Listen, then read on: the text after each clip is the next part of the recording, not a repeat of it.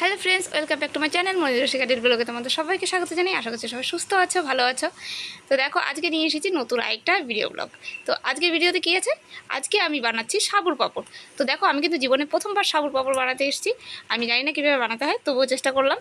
তো দেখো, আমি প্রথমে গুঁড়ো মশলা সাবুটাকে ভালো করে ফুটিয়ে নিয়েছি। তারপরে গুঁড়ো মশলাটা দিয়ে আমি ভালো করে মিশিয়ে নিয়েছি।